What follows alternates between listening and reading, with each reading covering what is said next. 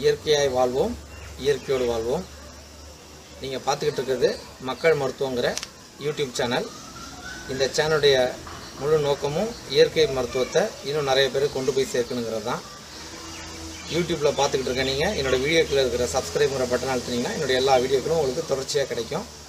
அது மட்டும் இல்லாமல் வாட்ஸ்அப் மூலமாகவும் ஃபேஸ்புக் மூலமாகவும் பார்க்குறவங்களும் நீங்களும் யூடியூப்பில் போய் சப்ஸ்கிரைப் பண்ணிவிட்டு மற்றவங்களுக்கு வாட்ஸ்அப் ஃபேஸ்புக்கில் ஷேர் பண்ணுங்கள். இது மூலமாக இயற்கை மருத்துவத்தை இன்னும் நம்ம நிறைய பேர் கொண்டு சேர்க்க முடியும்.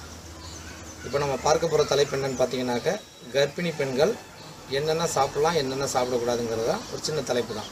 ஆனாலும் தலைப்பு சின்னதாக இருந்தாலும் விஷயம் பெருசு. என்ன காரணம்னா, ஒரு குழந்தையை உருவாக்குற ஒரு மிகப்பெரிய பொறுப்புள்ள ஒரு தாய் என்ன சாப்பிடணும் என்ன சாப்பிடக்கூடாது அப்படிங்கிற ஒரு சின்ன விஷயத்தை நம்ம தெரிஞ்சிருந்தால் அது அவங்களுக்கு ஒரு பெரிய ஒரு உதவியாக இருக்கும். அப்படிங்கிறதுக்காக இந்த தகவல் சொல்கிறோம்.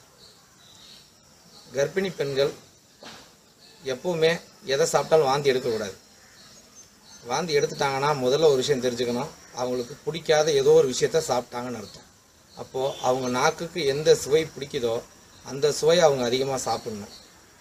புளிப்பு அதிகமாக தேவைப்படும். என்ன காரணம்னு கேட்டால், சின்ன இதயமாக உருவாகிற ஒரு குழந்தைய ஒரு முழு குழந்தையாக மாற்றக்கூடிய ஒரு மிகப்பெரிய பொறுப்புள்ள ஒரு உறுப்பு பெண்ணுக்குன்னு பார்த்தா லிவர். அந்த லிவர் கல்லீரல்னு சொல்லுவாங்க.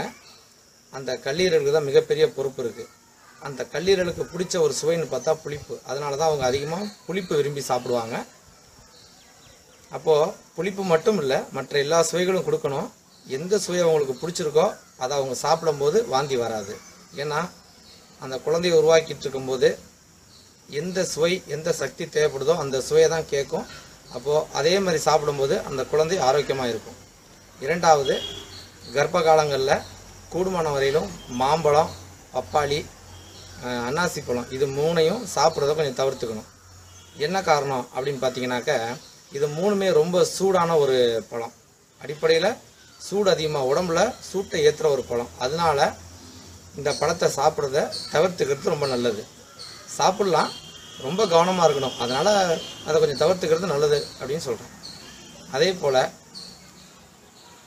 இறைச்சிகள் சாப்பிட்றத எவ்வளோக்கு எவ்வளோ குறைக்க முடியுமோ குறைச்சிக்கணும். ஏன்னா ஒரு குழந்தையை உருவாக்கிட்டு இருக்கும்போது ஒரு தாயினுடைய அந்த உடம்பு குழந்தையை உருவாக்குறதுல கவனம் செலுத்தும் போறிய நாம் கொடுக்குற கஷ்டமான வேலையை செய்கிறதுல ரொம்ப கவனத்தை செலுத்தாது. அப்படி அதில் செலுத்த போனால் குழந்தைய உருவாக்குற வேலையில் மிஸ்டேக் பண்ணிடும்.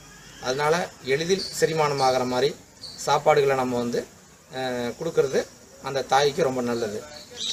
அதே மாதிரி